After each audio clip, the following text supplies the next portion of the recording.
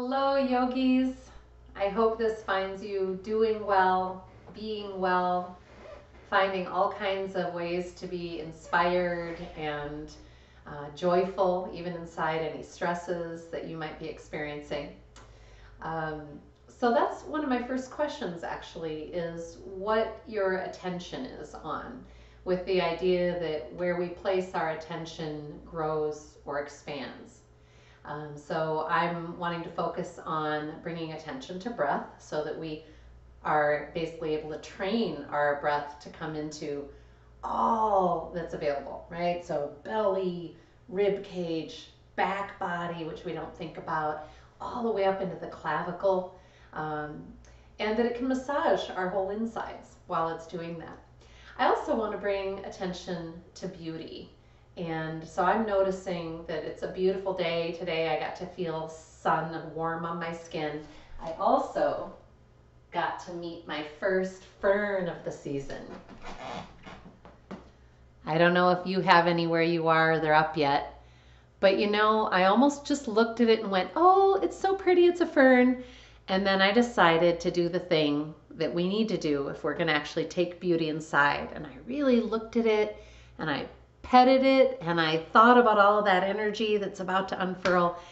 And in that moment, I just felt so much joy and deep breath. So I'm not sure what will do it for you, but I encourage you to think about that. If your attention has been not on beauty, what would one thing, one place of beauty be that would really draw you into it for even a good minute or so? Would be wonderful. So we, of course, get to spend this time on the mat in our bodies, and that alone is amazing. Many of us have parts that are sore or challenged in some way, and we want to give our attention there so that we can properly attend to those areas and to respect them and to not overdo, to make appropriate adaptations. But we also want to have our attention firmly on the fact that the majority of our systems are working seamlessly, beautifully, quietly behind the scenes, right? We're salivating, our eyes are wet and we're able to blink, and my fingers work, and I'm digesting and I'm cell regenerating, and all these other things that I don't have to think about because the incredible wisdom of my body is taking care of them. So these are some places we can put our attention that might bring us more contentment, or santosha, as we call it in Sanskrit. So bringing attention to breath and to beauty. And one of the ways that we can bring attention to various parts of our body is with touch.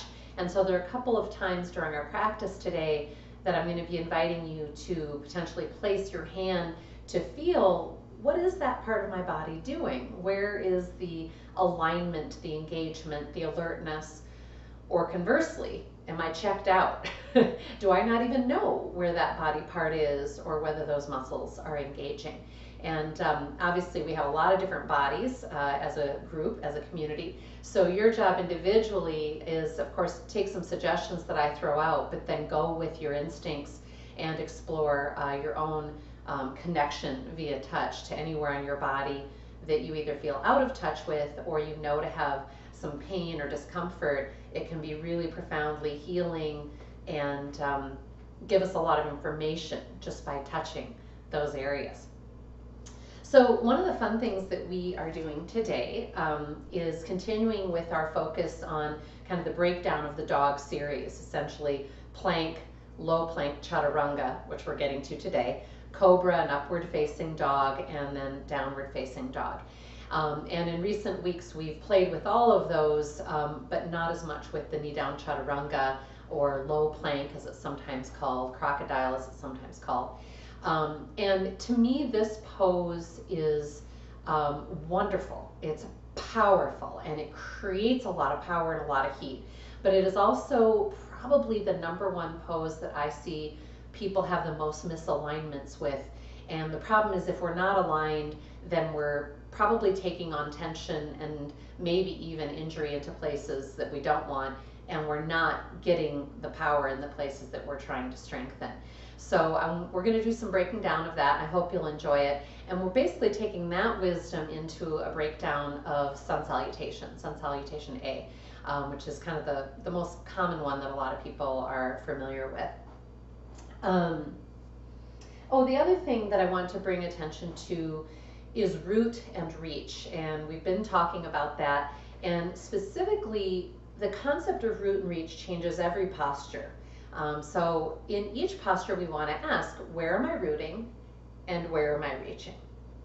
For now, I'm going to ask you to join me in mountain pose, Tadasana.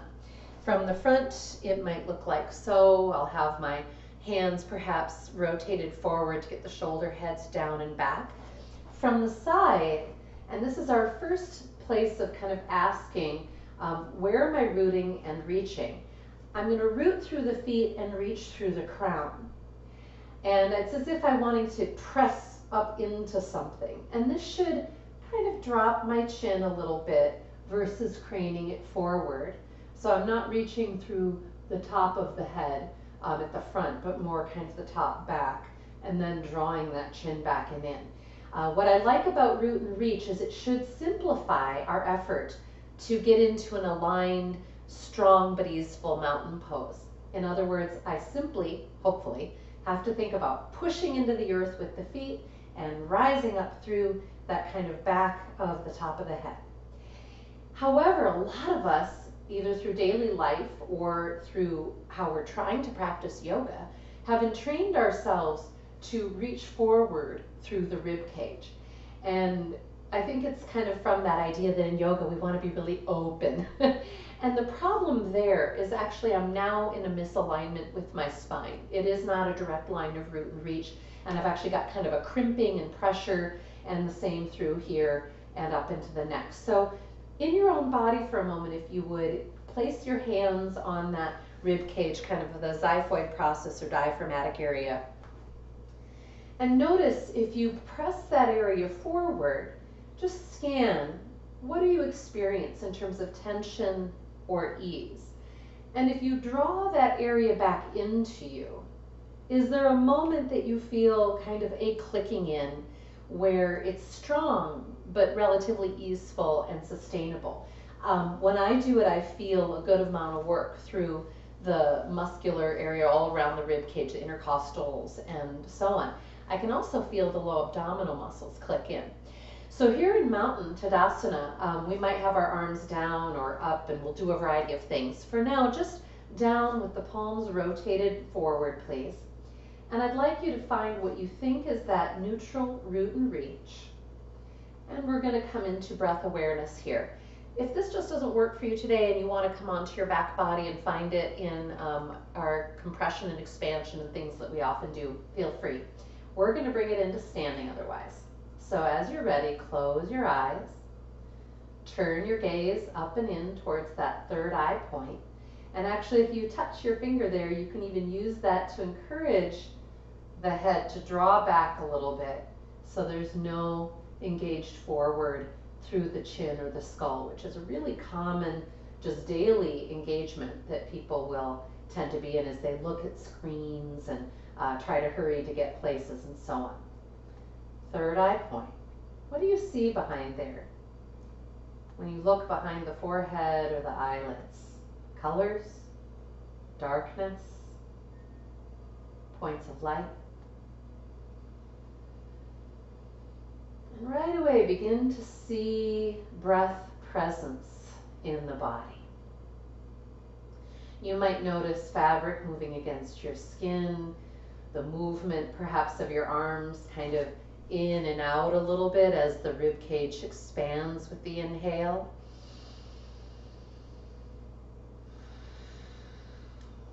And let's go of the exhale. You can add also the tip of the tongue at the roof of the mouth behind the front teeth, the rest of the tongue soft.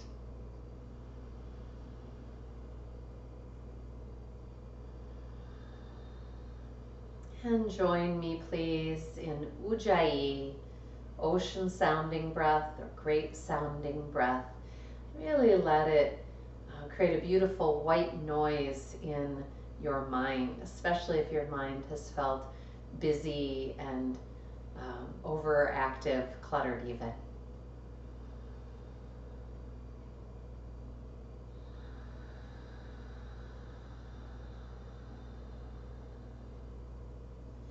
You can always plug the ears for a couple of breaths if it helps you identify the moment of pause between the turns of the breath.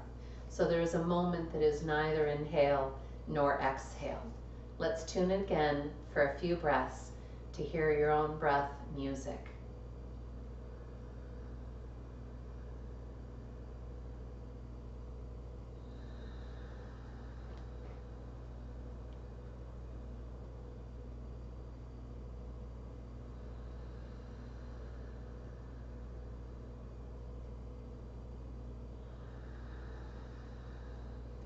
One more, and noticing the gentle movements of the body as the breath rises and settles. Inhaling, is there more? Find the gap. Exhaling, is there more? Find the gap. Continue to breathe, and I'm going to bring your attention to, first of all, just scanning what that experience was like as you tried to attend to the breath for even a few cycles. How active was the mind? What are your best tools today for bringing it back into the attention to breath or wherever else you're placing your attention in your practice today? Also inviting you to rescan the body and noticing if you feel that you are aligned. You can even do this in the mirror sometime. It can be very helpful, or have someone take a picture of you. But what I hope you could see in my body, if I've got it pretty right, is that my shoulders heads are right above my hip bones. So they are not forward or back. So sometimes, in fact, I was watching a video the other day of someone who's obviously very adept at yoga, but right away I noticed this kind of forward of the chest, and actually the shoulder heads were behind the hips. And so I want you to really begin to notice your own architecture, how many choices your architecture actually gives you. Unless you are really rigid, you should be able to, by bringing your attention, find range of movement there. And we'll be doing this in a few moments as well in some cat pose and cow cat and so on.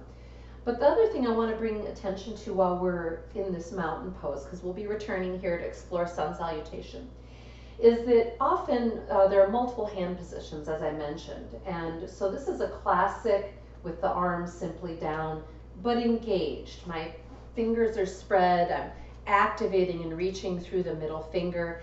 And if I want to add a little extra upper arm work and kind of core work into the lat muscles, I'm going to kind of lightly engage my upper arm towards the ribs, as if I'm kind of squeezing something there. And you should feel some action here in your trap muscle, or your tricep muscle, and then also into these long lat muscles that run down. So see if you can feel that. I'm going to ask you to explore feeling it this way. Also, taking one hand, so I'll take my left hand across to my right rib cage, and I've kind of got my left thumb sort of like in the armpit almost, and I'm kind of holding the ribs there. And I want you to notice, if you take this other arm, my right arm, like I'm pulling down on a pulley or something. If you reach up and then pull down, on that pulling down, if you're imagining that it's something heavy, you should feel this engagement of this kind of strip of muscle here.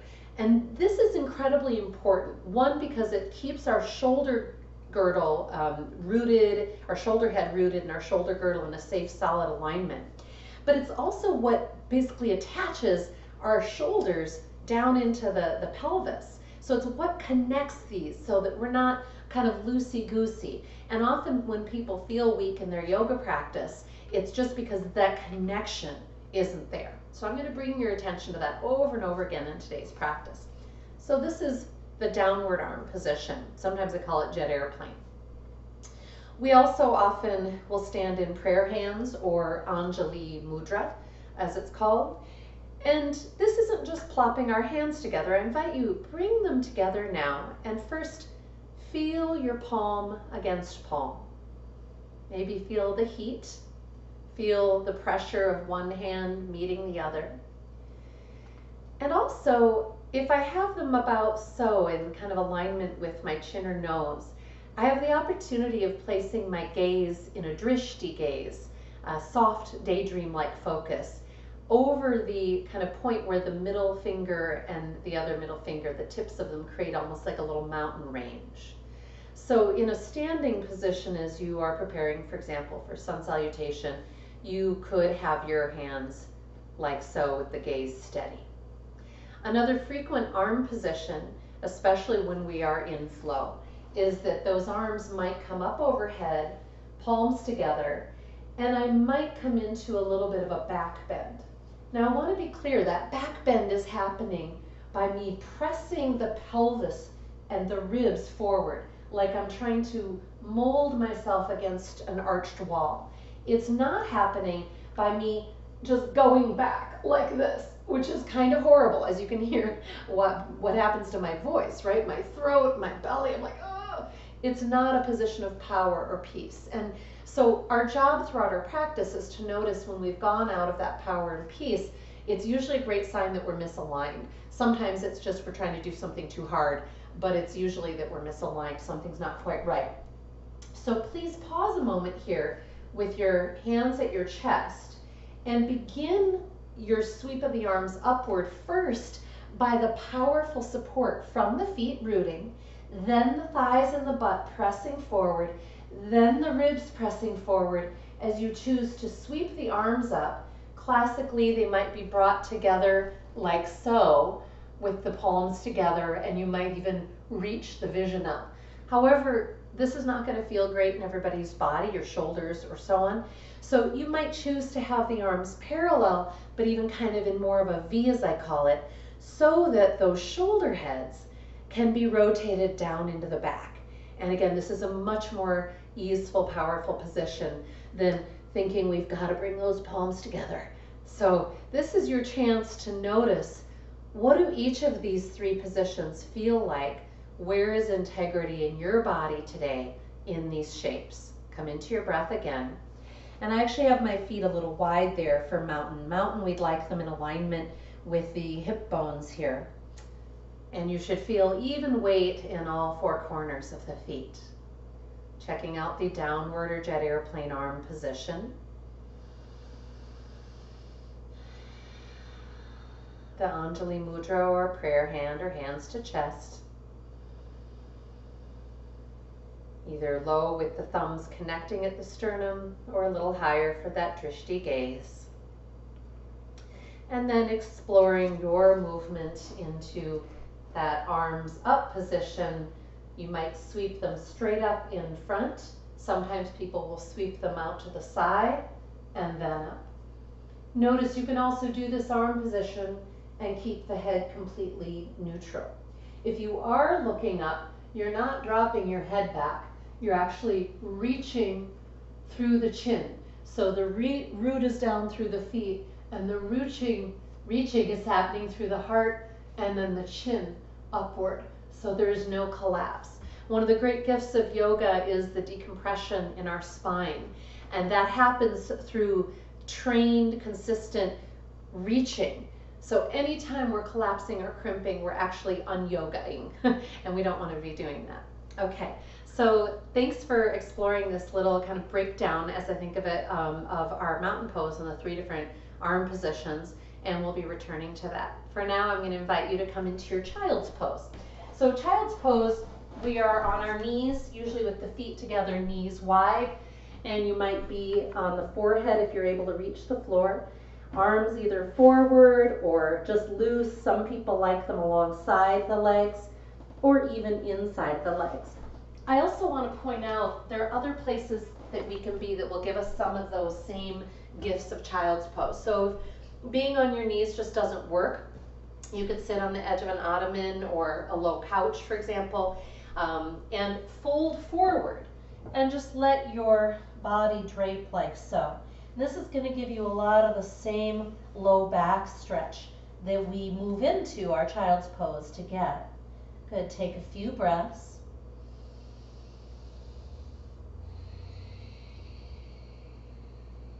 And whether in child's pose or some version like seated on the ottoman, or even a rag doll is a common place to go in our flow. Any of those positions, feel free to add little kind of side to side movements so that you're getting just nice wiggles through the low back, the hips, and the shoulders. And noticing your breath, soft ujjayi.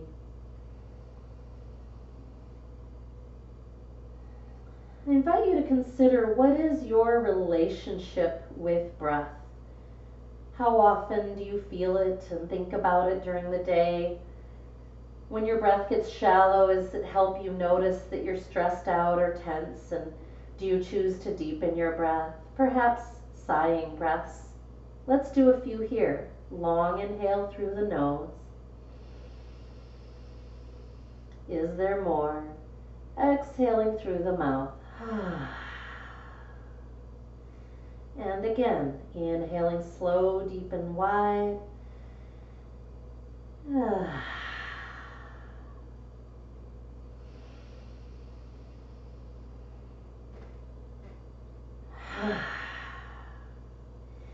Always exiting child's pose by first tucking the tailbone so that I'm almost already in a cat back.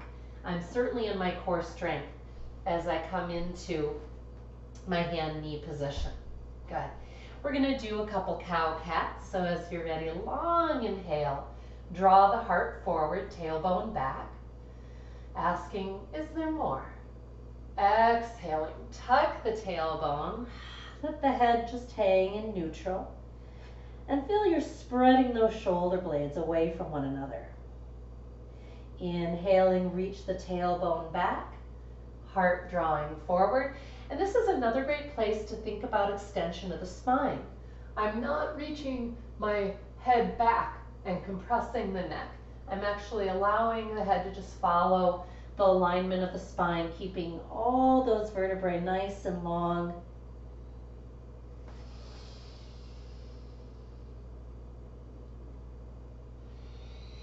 And I'm going to invite you to make it organic. So you might kind of go side to side like you're stirring something circularly. And then, if it feels inspired, kind of combine this left to right circle with cow cat. So it's kind of up and down and sideways. And at some point you might pause because something feels really good. And continuing. And then as you're ready, reversing direction. Breathing slow, deep and wide. The movement is not matched with any particular breath flow. Just the breath is abiding.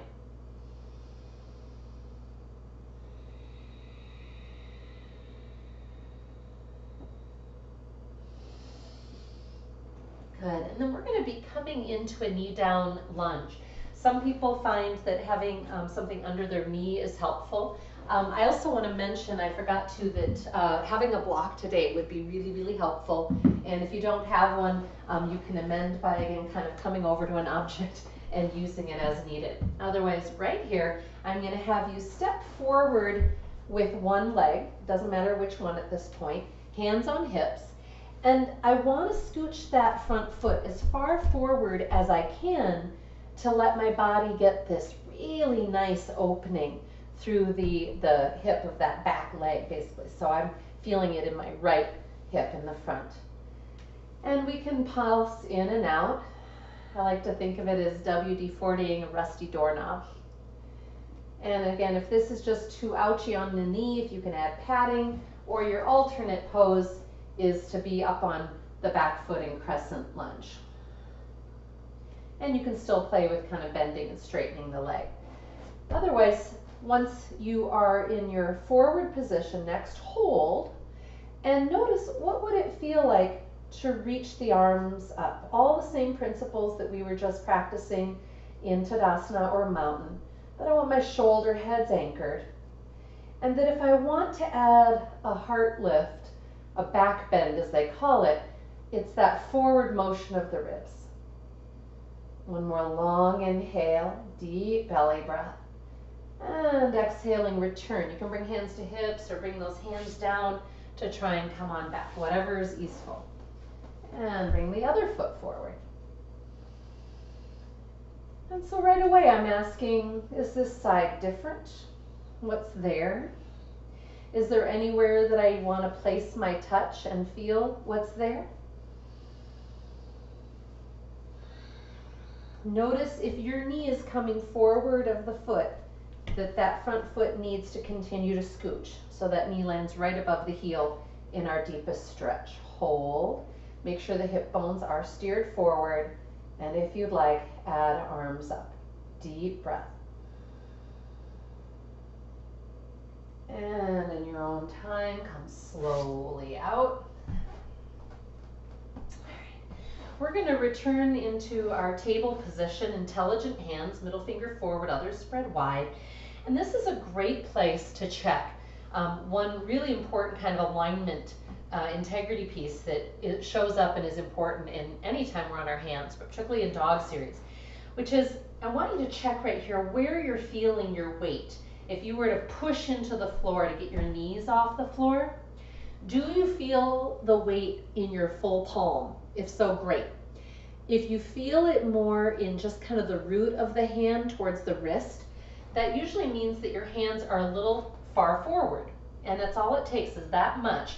And I can feel the weight more in the bottom of the hand. Now I've got it in my full palm. And that's where we want to be. So as you're ready, join me in marrying breath to movement. On a long inhale, slowly take your right hand forward and left foot back, extending through the limbs, and I'd like you to pause. Notice if you collapsed at all through the chest or anything else, try to find neutral again. And then slowly take your limbs out to the side. Again, not a big movement. Breathe. Return back to table. Other side, inhaling, extending through the left hand and right foot. I've got my heel flexed and my fingers spread. And now I'm noticing, did I collapse any part of the body? Reestablish stability. So in a sense, I want to feel that I don't really need that floor hand that much because I'm in that core. So I like this pose. Go ahead and take your limbs out to the side a little because it kind of lets us know again if we are in integrity. If I've dropped my sternum forward out of the body, I'm going to feel very weak. Come on back. Good. Let's do that one more time. You can roll out wrists. Inhaling, extending right arm, left leg. Pause. Taking it out to the side a little bit. Breathe. And coming back as slowly as you can. This is actually a lot of work. Should make you feel a little hot, a little quivery. Left arm, right leg. Inhaling. Establish stability. Out to the side. Inhaling back to center. And slow as you can, exhaling back to your table. Nice. Go ahead and rest those wrists and roll them anytime. This work makes our wrists really strong and kind of more impervious to injury in the long run, but we have to respect them as we're strengthening them. Okay, we're going to come into our first downward facing dog. You may not have done dog for a while, and so I'm going to invite you to notice how it feels. It's now one of my favorite poses, but I really hated it when I started yoga. So intelligent hands. Good. Curl those toes under. Think about that tucked tailbone, rounded back of cat, and then press the hips up and back. Notice I've got my knees bent to start with. You don't ever have to straighten your legs in downward facing dog, remember? And I want to breathe here a moment and feel the rooting of the hands, the reaching of the hips, and just like in mountain, I want to find that stability of the rib cage engaged back into the spine. So it's one long line from the hands to the hips, not a collapsed one. There's nothing wrong occasionally if the stretch feels good to kind of let the chest move towards the floor as long as you think your hands won't slip. But that's more of just a yummy thing to do now and then. To be in true downward facing dog, that core body is drawn back in it. See if you've got one more long breath. Drishti gaze between the feet. Inhaling, is there more? Good, and rest. Child's pose. Again, whatever version you'd like to be working.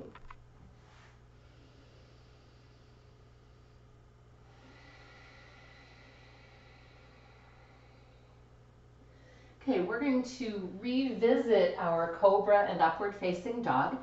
And you know, there are a lot of ways to train ourselves in these poses.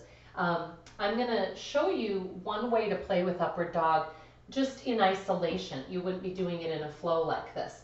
But this is a great way to kind of play with it. If you step back into plank and you then draw your heart forward, heels pressing back, butt cheeks squeeze, thigh bones pressing to the sky, that is critical, and your thighs engage towards each other. If your heels are rotating out, it'll actually go right to your low back. So notice, can you draw the heart forward here even more away from the heels? Notice my neck is neutral. Good, and release. Press back. So that's one way to kind of play with just being in it long enough to feel where your root and reach is, and then breathing into the intensity of it. Another position that we can play with from here is the downward facing dog, the upward facing dog, but on the tops of the feet. And I don't often teach it that way in flow, in vinyasa, because it's a lot harder for, I think, people to get kind of a safe low back support. But for your purposes right now, I'm going to invite you to come into plank and then come onto the tops of the feet. And you want to, again, make sure that you're really in the full palm. As you're ready, press the thighs to the sky. And this is where it's harder for a lot of people. You don't have the help of the heel. And as you're ready, draw that heart forward. Good. Now, if you want to transition to the ball of the feet, you can do that. And again, come on out, rest wrists and so on. So I hope not to overwhelm you with choices, but traditionally upward facing dog is taught on the tops of the feet. And I don't often teach that way of doing it because I don't think most beginning yoga bodies are ready to do it well and to not have something hurt or cramp, and particularly the low back is what I'm concerned with. So on that note, another way of doing upward dog would be knees down. So the way you might practice that is simply coming into your plank, make sure you're breathing, drop your knees, relax the feet, and now, same in basic principles, engaging the butt cheeks down and drawing the heart forward. So now my root and reach is kind of from the knees to the heart. And it should make it really easy to do a little cat back to child's pose. That's one way we know that we're properly in our core alignment, is that moving from either Cobra or upward dog back to child's pose is not impossible or hard. So speaking of Cobra, that's your other choice during any dog series, including when it's a part of Sun Salutation. And so Cobra is with our hips on the floor instead of upward dog where they're suspended. But some similar principles apply here. My thighs want to be engaging towards each other, nice glute contraction, and the thigh bones pressing towards the sky, towards the floor, and in this case, so are the tops of my feet. So I've got all this anchoring from which I'm going to then draw the heart forward. As I do that, I want to really investigate, and we've gone through this a little bit before in the recent weeks, that kind of no wings, no shrugs, as I call it. So instead of just planting my hands and trying to come into Cobra and hoping I'm good alignment, I want to check in with the ability of those lat muscles, like we were practicing standing, to really be there. And if we're doing this right, like if you're engaging every time I'm talking about it, you really hopefully will feel this tomorrow or the next day. I do, even after I'm just teaching it with you guys. So as you're ready, play with that squeezing the upper arm in towards the ribs, shoulder heads anchoring down. And I'll specify that you're not just squeezing the butt cheeks. You specifically want to anchor through the hip bones and then also the pubic bone down below. That's going to give you a more neutral spine and support it. So think about that anchoring pelvic triangle, thigh heads and the feet. And then as you're ready, draw the heart forward from there. You might take a couple of breaths in Cobra, otherwise come out and back in.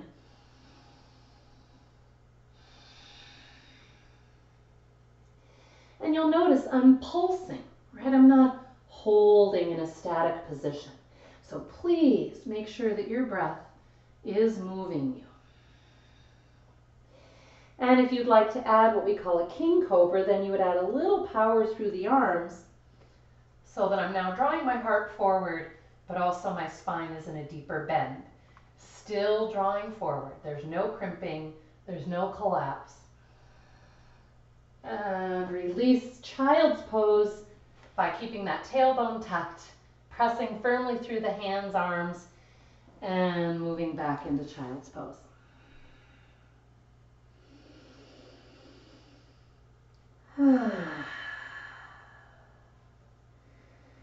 So if we did that all right, you should feel some heat, perhaps a little elevation in your heart rate. And that's why that sighing breath is so good. It can help kind of dial us back down.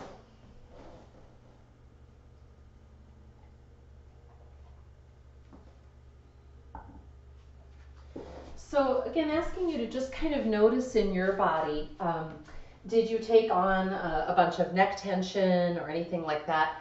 If you ever notice stuff, you just want to attend to it right away. I want to show you a wall option for Chaturanga, that low push-up or crocodile Chaturanga, it's all the same thing, to give you an option. And this is a nice option, especially if you have any wrist injury already that you're dealing with, or shoulder injury, even back injury. And I actually did this for a long time after my car accident before I tried to then do kind of a floor version. And so it's very much the same stuff we've been working on, the no wings, no shrugs, the being able to really angle the elbows in. And you would simply have your feet maybe 6-8 inches away from the wall for starters. Get the no wings, no shrugs, plant the hands, make sure your ribs are back and in, and just practice kind of lowering, if you will, your nose forward towards the wall. Intelligent hands. If you'd like more, walk a little further away.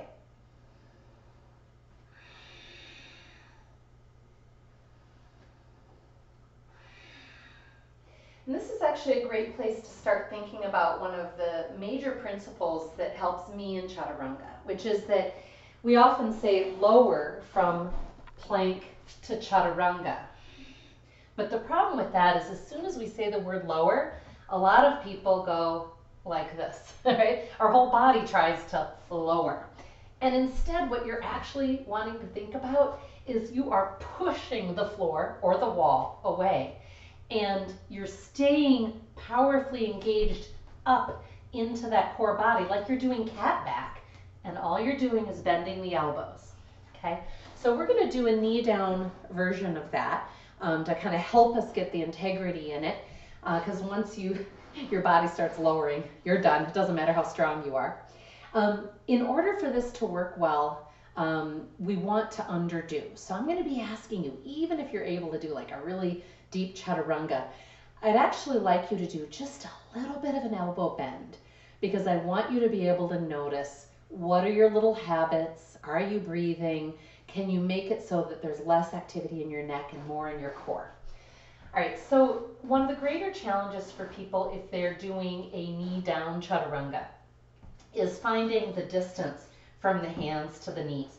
I sometimes see people go into table and try and do it like this, and it's really awkward, right? That's not the alignment. The distance is basically the distance we would have if we were in plank. So again, my shoulders are right over the wrists and my heels are pressing back and I feel pretty strong and stable. I change nothing else but just drop my knees and relax the feet. So see if you can do that. Draw a long inhale. Exhale, make sure you're in kind of that cat back, and if need be, kind of hyper tuck. Even though you may not need to do that always, for now, hyper tuck. Draw that tailbone more firmly in, and just hanging out here, you should feel a wicked amount of work right here. It's also a lot on the wrists, and so another place to practice this, if you want to quick just take a break on wrists and come down to your forearms and play with that kind of hyper tuck. Notice how strong it makes you. It might make you quiver, but it also makes you powerful. Breathing. All right, and if you're ready with me, if your wrists aren't already tired of all this today, and if they are, you could just do this tomorrow. But taking a nice long inhale, feel that long line from knees to crown, a little bit of that hyper tuck. Please just bend the elbows a little and straighten. A little and straighten. Deep Ujjayi breath, little and straighten. If you want to start going deeper, if you know you're in integrity, go a little further. If it's still really hard to keep elbows in and shoulder heads down, then you're just bending an inch and straightening. And at some point you'll be ready for child's pose, or if you'd like to get off your knees entirely, come on into ragdoll. Let's join in a few really relaxing, deepening breaths, finding the gap.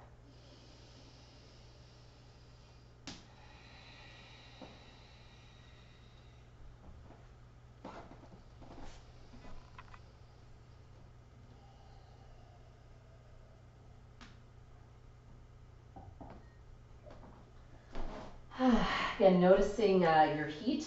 I hope you're feeling it. I want to bring us into one more kind of standing exploration before we try and bring it into the sun salutation. So actually just take your feet wide, sideways on the mat if you want, or whatever. It depends on what kind of surface you're on. You just want to make sure they're not going to slip.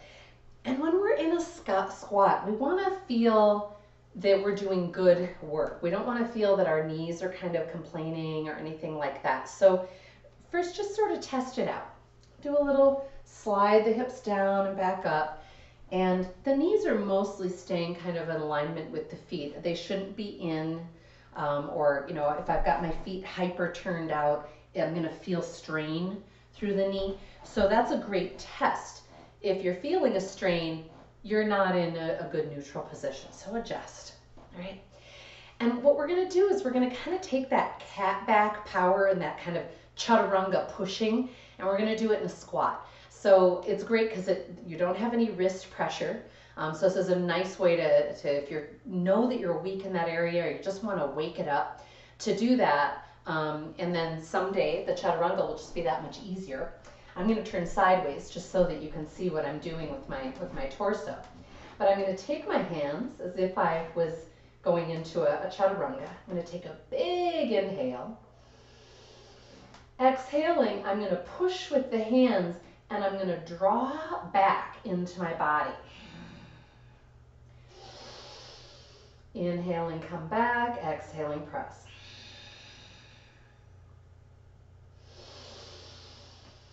Now what I should be feeling as I'm doing this is a lot of effort kind of from my knee to right under my shoulders. So through the thigh, the butt, the belly, that side body, but a softness in the neck, in the tongue. A few more.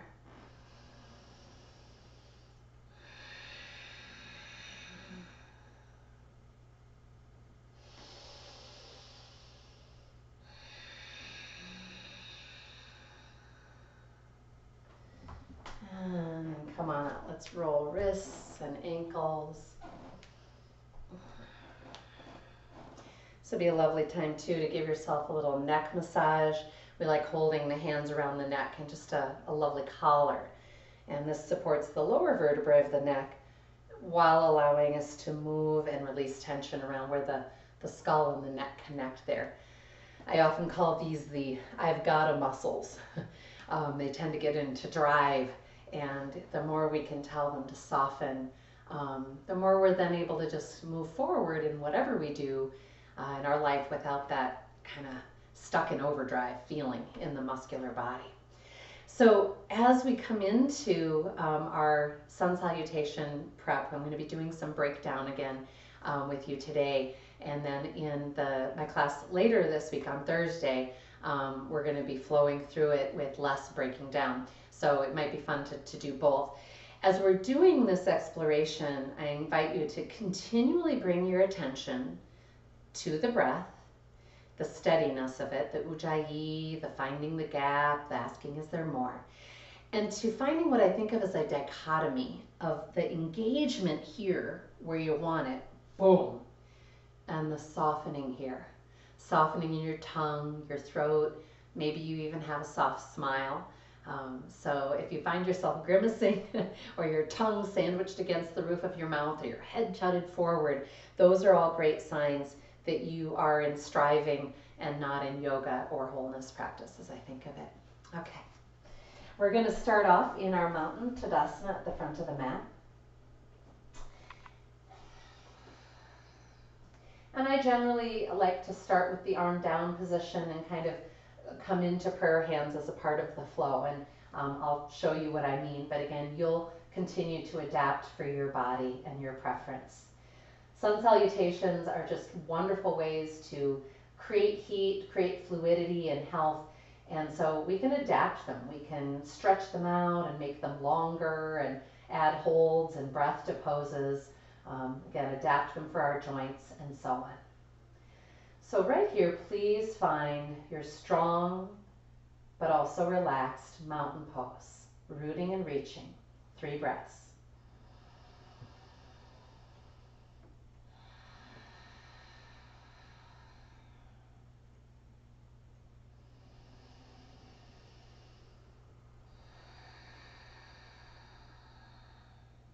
On your next inhale, sweeping up.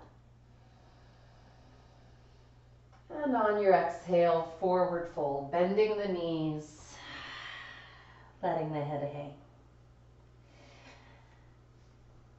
Inhaling, extending with the hands on the shin bones, asking, is there more? Keeping that spine long.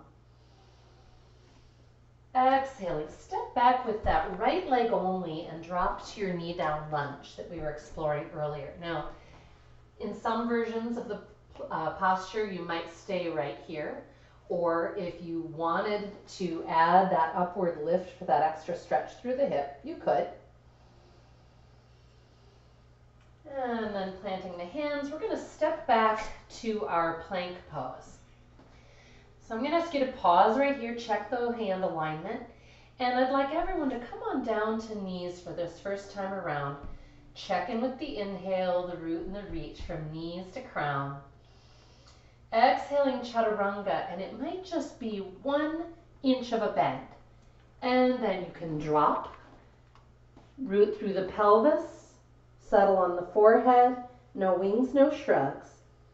Plant the hands, inhaling, draw the heart forward away from the pelvis.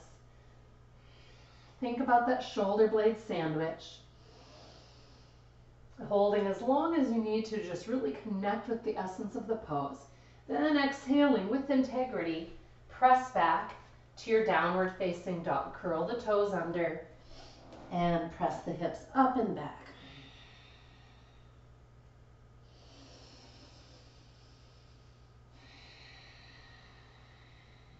We're going to take that same leg, the right leg now, into movement. We're going to bring it forward. So planting it forward right underneath the knee. If it's kind of landing behind you, grab it with your ankle and get it forward. And then drop on down to that left knee. And again, you might be just staying here with the hands on the floor, hands on knee, coming up. You can always use a block, although they're a little cumbersome when you're trying to do a flow. And then exhaling, forward fold. Inhaling, root and rise. I like to exhale through prayer hands, but then finish arms down. Let's take a few breaths.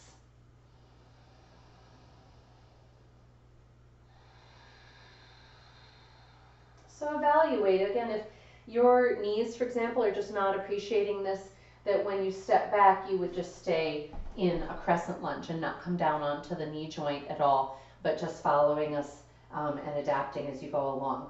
You can even do versions of this just holding onto your kitchen counter as well. All right, coming into our flow on the other side. So we had our right leg was our lead leg the first time, stepped back and then forward, and now the left leg will be our lead leg. So as you're ready, from your strong but peaceful Tadasana, inhale, sweep up. Exhaling, fold. Nice compression exhale into the belly. Inhale, extend halfway up. So you might take the hands to the shin bones. If you can have them still on the floor and that feels good, great. Exhale, step back with left leg only and come on down to your knee. And again, if you only stepped back part way, you're going to have to kind of scooch until the front knee is over the front heel. And again, you might just stay with the hands on the floor, or if your knee's bothering you, come on up. Exhaling, step back to your plank. Pause, explore, find your integrity, drop knees for Chaturanga. Long inhale, feel the line of energy from knees to the crown.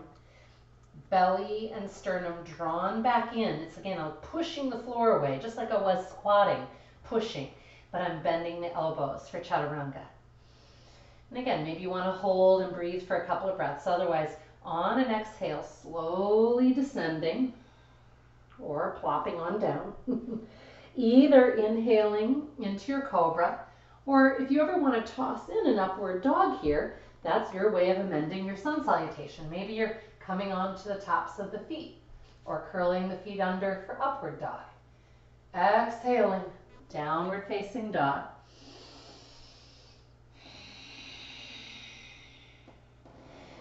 Slowly bringing that left forward, our lead leg forward, steering those hip bones, again checking knee to heel alignment, and exhaling, forward fold. Commit. Inhaling, root and rise up, and exhaling, resolve, maybe in prayer hands, maybe at your side. So again, rolling out wrists, noticing the effects of that flow on your body, noticing which things felt good for you and which things didn't. I'm wanting to offer another posture today, which unfortunately is also on our hands. So if it's just too much, then delete it or watch so that you become familiar with the pose. We'll be doing it again later this week, and I'll be offering kind of add-ons, great workout for the core. But this is a really interesting balancing pose, gate pose. It's one of the only postures where we're actually on our side. In a way, you've got this experience when you're in Warrior Two because you're kind of flat like this. But this is a little different because we're down actually on our hands.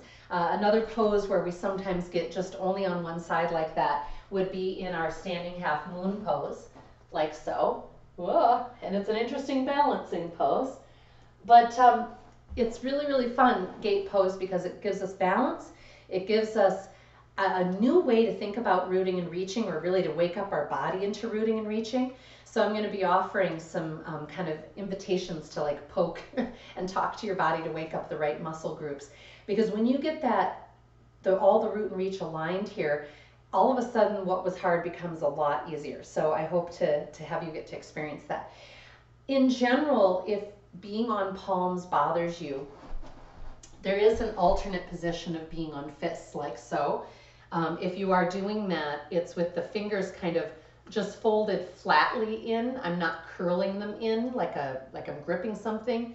They're just kind of folded flat, and then my thumb as if I was pinching something against the upper part of my index finger, and that you want them forward. I sometimes see people do this.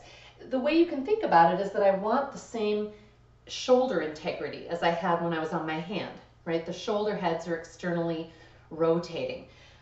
So if you're ever doing this in, say, downward dog or other, plank hold dog series, can be done this way. It does get a little tough on the knuckles.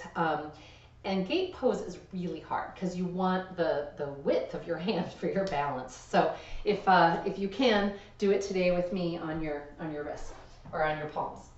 So gate pose, essentially we start off in stable table. And a reminder that what that means is that I'm not just kind of here hanging in the pose, right? I'm not hanging on my joints. I am drawing up into my body and almost kind of lightly tucking the tailbone. It's actually so it's neutral versus arched. But I should feel so stable there that I could probably clap my hands. So try it. Good job. And if you can't do that, again, check in. It might be that you're not getting enough of that push that we did during our squat. I also like to think of it as the WWF, the wrestling move. They're like, they don't go, oh. So find your stable table, and we're going to take the right foot back, and I'm kind of looking under myself as I'm placing my foot, and I want to place it 90 degrees, entire sole of the foot in the floor. I don't want the sole of the foot facing the wall behind me. Sole is anchored. And then I want to check if I can and get my left hand, knee, and toes all pointing at the right heel. A lot of times people might have this other leg kind of forward. I'm exaggerating a little bit so you can see it. But it makes the balance a lot easier, obviously. And if you need to do that starting out, go for it. But I just want you to be conscious that you're doing it. Otherwise, try to have it in a straight alignment. And then this is one of the big, big keys, is just like in Warrior 2, which we've been talking about recently, the external thigh rotation. So one of the ways that I can enact that here is to look under myself and look at my left thigh bone and see that my left hip is probably out to the left of the knee. And the way I want to change that is to squeeze that butt cheek towards the right edge of my mat. And what that does as I squeeze that is it creates all this stability with the back leg. There's like a clicking in that happens in the glute and the inner thigh. And this should make you strong enough that if you really are activating through that back leg also, you can just lift that left knee. If this hip is back here and I try to do this, I can lift it, but it doesn't feel strong or stable. It just feels kind of awkward. So let's try that again. Come into your table. Take a nice long breath. Check that you're in ease in your neck and shoulders and mouth and tongue.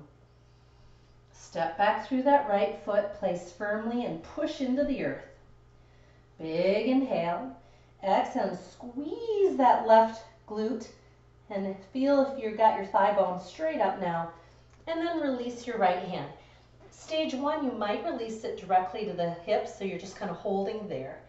I like doing this because it allows me to check in and remind that right hip to, again, rotate away from the left one.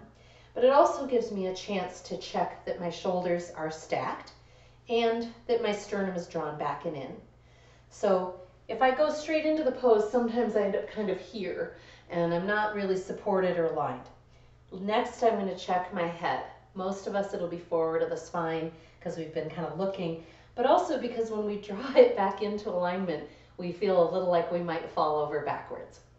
I like taking my vision generally downward because my neck prefers it. But often as I initially reach through that top arm, I will look up. Good, now one more thing to check in with. Imagine that I'm pressing into your top ribs and you want to press into my touch. This should make you feel incredibly engaged and stable, and maybe you can even release that floor hand. It certainly will make it easier to release the floor knee, and you might have enough balance and core support to take that back leg off the floor, reaching for the wall behind you. Having this leg straight and really rooting through your right heel here makes a big difference. Enjoy one more long inhale, feeling a root and reach from heel to crown, but also a rooting into the earth through the hand and so on, and rising up through the ribs. Good. Bring the foot back and release. Resting. Child's pose or ragdoll, or wherever you like. You might roll out the wrists. You might hear them saying thank you. And again, if this adds up to kind of too much for one day for hands or knees or anything else, great news is you can return to this practice and just do parts of it anytime that you'd like, either on your own if you remember it, or just coming back to this particular version of our practice. All right, stable table. Shoulder heads down. Boom, into that sternum. Plant that left foot back, 90 degrees. Sole is anchored into the earth. Looking underneath. Squeeze that right butt cheek, or the butt cheek of the floor leg, the bent knee, if you will. And then feel how that starts to open you up. I want to mention, by the way, when we were working with engaging those lat muscles when we were pulling down in mountain, it's the same deal here, and I forgot to mention on the other side. I should be pulling my shoulder head towards this hip such that I feel these muscles right here, that kind of ridge of muscles engage. So see if you can find that.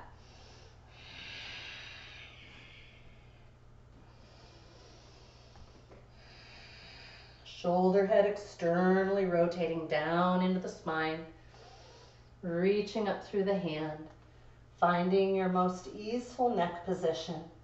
Imagining I'm pressing into your top rib cage, rooting and reaching, checking in. You shouldn't hardly need that floor hand, and at the very least, you should feel there's less weight in it. Can you press and release your floor knee? How about that back leg? Again, making sure the shoulders stay stacked. It's a balancing pose. I hope you're quivering, but I also hope you're breathing inside of it. Abiding breath.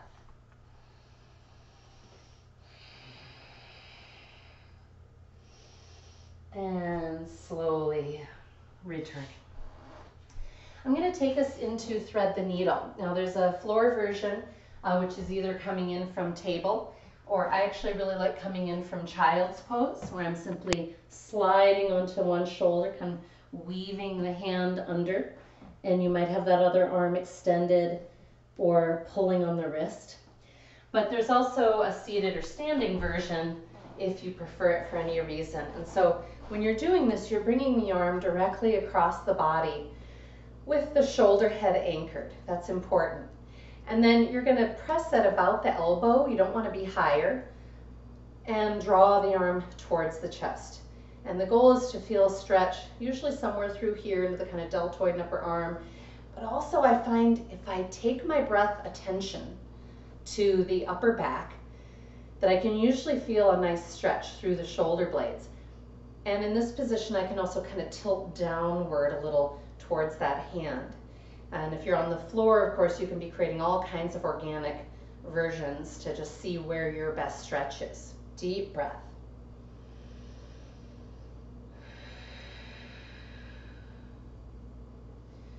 And we almost always love the opposite shape, so it might feel good to just take the arm and circle it a little bit, bring it behind, you name it.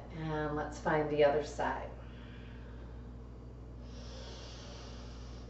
So again, you're either in your child's or table or a standing version, taking that arm through.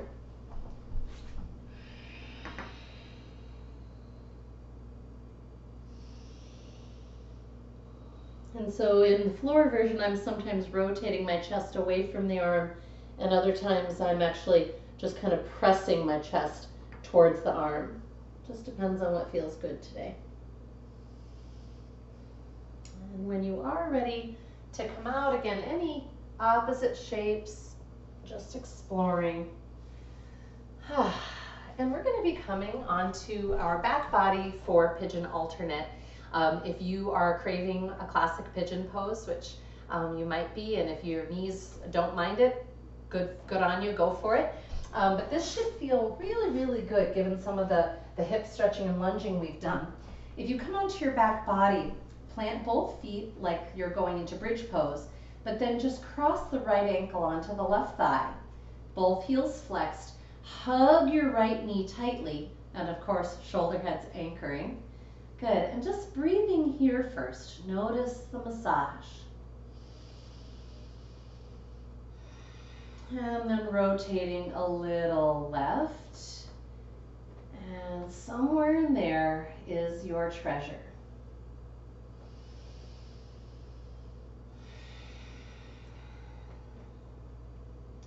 Again, we want the dichotomy of enough core effort to help us grip the thigh or the knee, but no neck is in effort at all.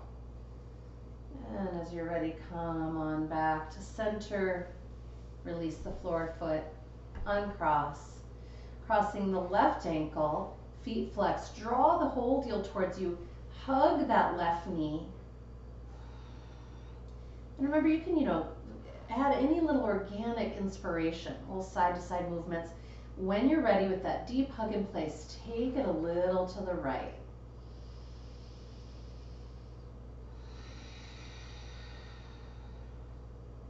The breath is the change agent, so make sure you're bringing in that deep, abiding breath into the stretch. Sometimes people will, in fact, take their hand to the place of sensation. So they might rub up into kind of that piriformis area, or just notice what's happening in their hamstrings.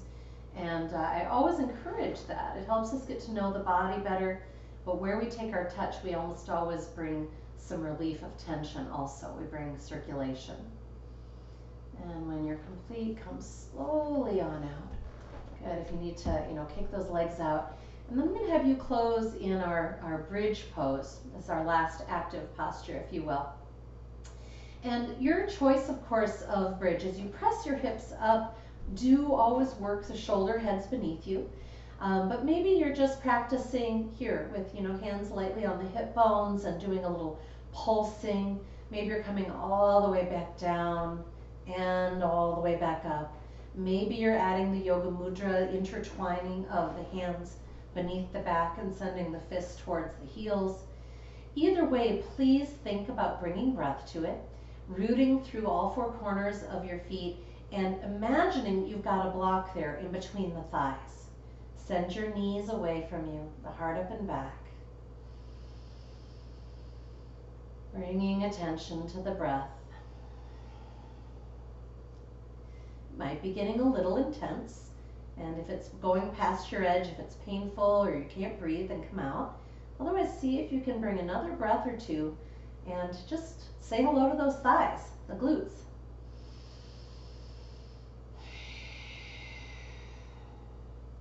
When you do come down, please slowly work the shoulders out and then slowly one rib at a time. Now you might just relax into a corpse pose and be there completely. You might want to bring knees back to belly. Maybe you're hungering for a little butterfly stretch. This is also often where we add our dessert, as I often think of it, of adding the block as a support under the pelvic triangle. So that's that bony triangle at the top of the crack of the butt. It's not in the low back or vertebrae at all. And you might be here just with the knees bent. Sometimes this is going to be the best place of stretch without any discomfort. And that's the goal here. This is a completely restorative pose. There shouldn't be a big edge or intensity of any kind. Exploring, if you'd like, extending the legs. And if you feel like your pelvis kind of tilted forward or down off the block, then you just move the block a little bit further down the mat towards the feet. Bringing deep, deep belly breath to this is wonderful. It provides an opportunity for stretch into the low abdominal muscles, and psoas and hip flexors, and so on. Good. Enjoy a few more breaths, and only come out when you're ready. Similarly, don't stay there longer than is in integrity, please. And we're going to be moving into our Shavasana, and I specifically want to offer you some music today that will allow you to be there. So take time, get comfortable. If you're wanting to recline over the bolster, if you want to be in child's pose, you can. And I'd like to offer a poem today I was reminded by it when I found my little fern today, and enjoyed my time of just kind of communing with it, or really looking at the fern. And I was reminded of this poem. So when you are ready, please find your relaxed position. Return to your breath awareness.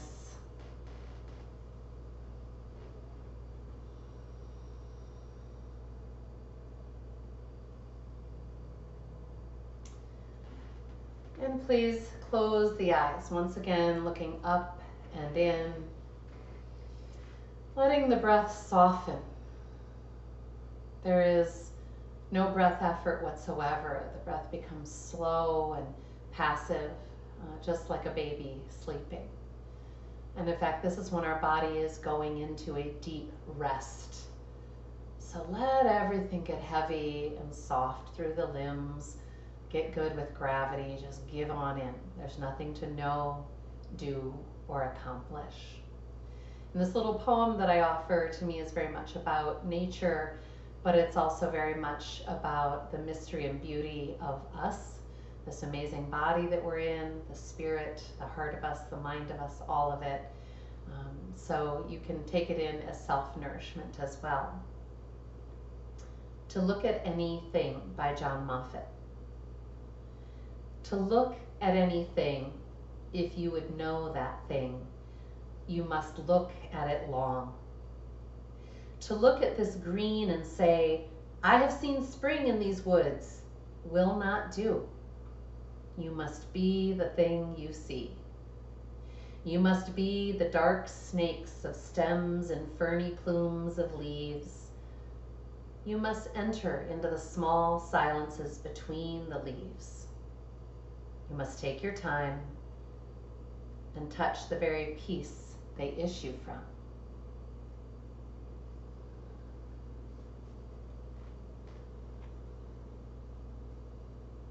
I'm going to offer up our singing bowl and say to you, Om Shanti Shanti, Om Peace Peace, Namaste.